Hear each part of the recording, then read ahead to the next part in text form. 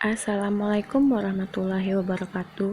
Perkenalkan, nama saya Diah Trimustika, NIM 19017008, Prodi Sastra Indonesia, Fakultas Bahasa dan Seni, Universitas Negeri Padang. Di sini saya akan menjelaskan tentang angkatan 66. Yang pertama, saya akan menjelaskan tentang sejarah angkatan 66. Lahirnya angkatan 66 ini didahului adanya kemelut dalam segala bidang kehidupan di Indonesia yang disebabkan ulah teror politik yang dilakukan PKI dan ormas-ormas yang bernaung di bawahnya. Angkatan 66 ini mempunyai cita-cita ingin adanya permunian pelaksanaan Pancasila dan melaksanakan ide yang terkandung di dalam manifest kebudayaan. Tumbuhnya angkatan 66 yang dipelopori oleh kami atau KAPI untuk memperjuangkan Tritura. Nama angkatan 66 dicetuskan Hans Baekhyun HB Jasin melalui bukunya yang berjudul Angkatan 66. Angkatan ini lahir bersamaan dengan kondisi politik Indonesia yang tengah mengalami kekacauan akibat merajalelanya paham komunis. Pada saat itu, PKI hendak menguasai negara dan berusaha menggantikan ideologi Pancasila dengan ideologi komunis.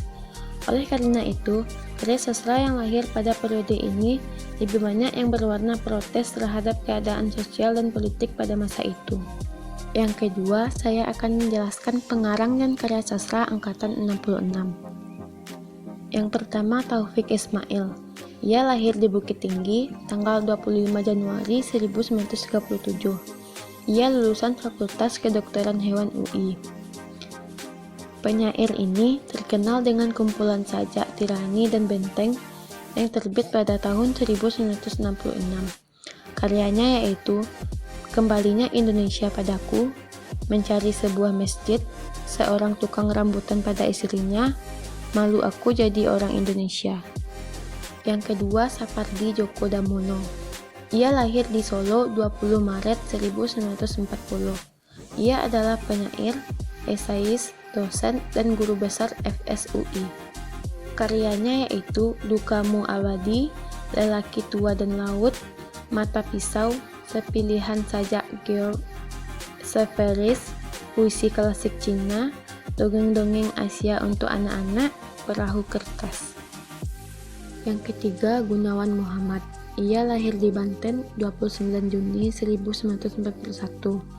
Penyair, wartawan yang sekarang menjadi pimpinan umum majalah Tempo ini termasuk penandatangan manifest kebudayaan. Karya-karyanya yaitu Sajak Interlude, Pari Kesit, kumpulan esai seseorang penyair muda. Yang keempat, Subagio Sasrawardoyo.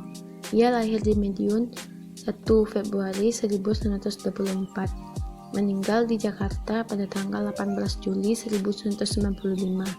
Ia adalah penyair, pengarang, esais yang pernah menjadi redaktur Balai Pustaka. Karyanya yaitu Simponi, Daerah Perbatasan, Keroncong Motinggo, Buku Harian, Hari dan Hara, Kematian, Makin Akrab.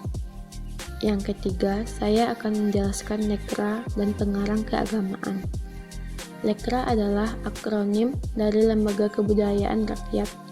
Lekra adalah organisasi yang didirikan pada tanggal 17 Agustus 1950 di Jakarta. Lekra bekerja khususnya di bidang kebudayaan, kesenian, dan ilmu. Lekra juga termasuk anggota Badan Musyawarah Kebudayaan Nasional. Tapi, Lekra sebagai organisasi lebih ketat daripada BMKN. Dalam pedoman Lekra yaitu Mukadimah Lekra yang dikeluarkan bersama pendirinya pada tahun 1950. Kemudian Mukadimah direvisi pada tahun 1959 dan ada beberapa jagoan yang dianggap lekat dengan Lekra, yaitu seni untuk rakyat, politik adalah panglima, realisme sosial, serta ideologi di atas seni.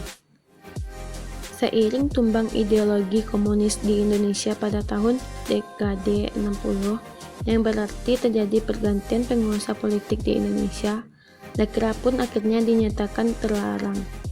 Tentang pelanggaran komunisme, Leninisme, dan pembubaran organisasi PKI. Banyak anggota Lekra dipenjarakan setelah itu menjadi tahanan politik. Dan ada juga yang mengatakan sebagian sastrawan nekra yang lain sudah dibunuh. Yang keempat, saya akan menjelaskan tentang manifest kebudayaan.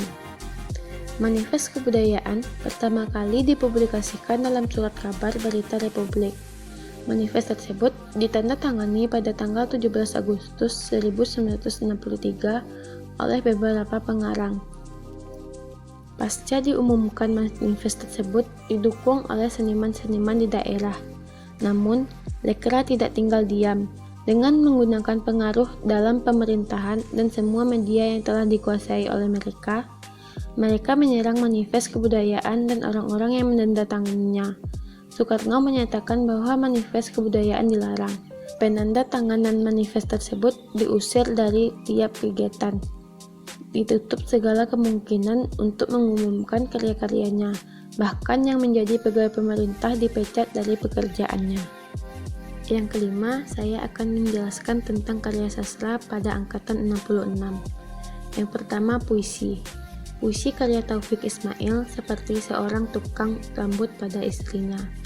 Yang kedua, prosa, seperti cerpen-cerpen milik Bur Rasuwanto dalam kumpulan cerpennya, yaitu Bumi yang Berpeluh pada tahun 1963. Yang ketiga, drama. Ada drama dari Saini KM yang berjudul Prabu Geusun Ubun. Yang terakhir, saya akan menjelaskan tentang perbedaan periode 50 dengan angkatan 66. Pada periode 50-an, yang pertama memantulkan kehidupan masyarakat yang masih terus berjuang masa awal kemerdekaan. Yang kedua, karya sastra yang didominasi dengan cerita pendek dan kumpulan puisi. Majalah tersebut bertahan sampai tahun 1956 dan diteruskan dengan majalah sastra lainnya. Sedangkan pada angkatan 66, yang pertama karyanya bernada keadilan, yang kedua kembali ke filsafat Pancasila, yang ketiga penindasan hak asasi manusia, yang keempat pengaruh politik masa itu. Sekian hasil mapping dari saya tentang angkatan 66. Apabila ada kesalahan, mohon dimaafkan. Wassalamualaikum warahmatullahi wabarakatuh.